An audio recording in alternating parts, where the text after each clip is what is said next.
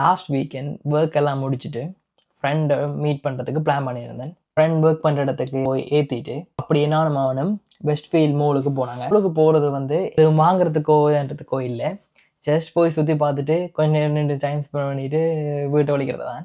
2 பேருக்கும் சரியாக பசிக்க தோணிட்டுது. அங்கே வந்து ஒரு வியட்நாமீஸ் ரெஸ்டாரண்ட் பார்த்தாங்க. ஒரு வெஜிடேரியனில் நான் ஒரு சோறு ஒன்று ஆர்டர் பண்ணேன். அப்போ ஃப்ரெண்ட் ஓகே தான் சூப் ஆர்டர் பண்ண போகிறேன்ட்டு சூப் வந்து ஆர்டர் பண்ணேன். பில் தந்தவங்க பில்லில் வந்து ஒரு நம்பர் ஒன்றுமே இல்லை. ஆனால் அதுக்கு பதிலாக இன்னொரு எலக்ட்ரானிக் திங் ஒன்று தந்தவங்க. அது பார்க்க ஒரு குட்டியாக இருந்துச்சு. பக்கத்தில் குட்டி குட்டி லைட் பல்ப் மாதிரி இருந்துச்சு.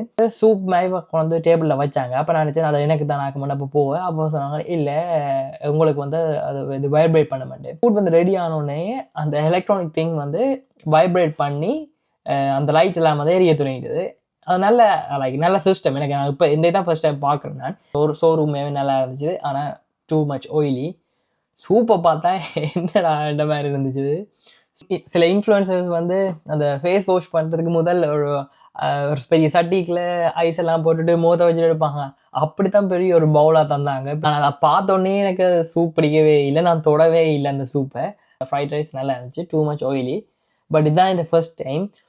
எனக்கு தெரியல உங்களுக்கு இப்படி எக்ஸ்பீரியன்ஸ் இருந்திருக்குமான்ட்டு. ஆனால் எனக்கு இதுதான் இந்த ஃபர்ஸ்ட் டைம். ஸோ எனக்கு கொஞ்சம் வித்தியாசமாகவே இருந்துச்சு. ஆனால் கொஞ்சம் நல்லா இருந்துச்சு. ஏன்டா வித்தியாசமாக எக்ஸ்ப்ளோர் பண்ணுறேன் அப்படின்ற மாதிரி இருந்தேன். ஸோ அது எனக்கு பிடிச்சிருந்துச்சு உண்மையாகவே. ஈவன் ஃபுட் வந்து அவ்வளோத்துக்கு நல்ல டேஸ்ட் இல்லாட்டிக்கும் பட் ஒரு வித்தியாசமாக எக்ஸ்பீரியன்ஸ் பண்ணியிருக்கிறேன்ற ஒரு திருப்தி இருந்துச்சு.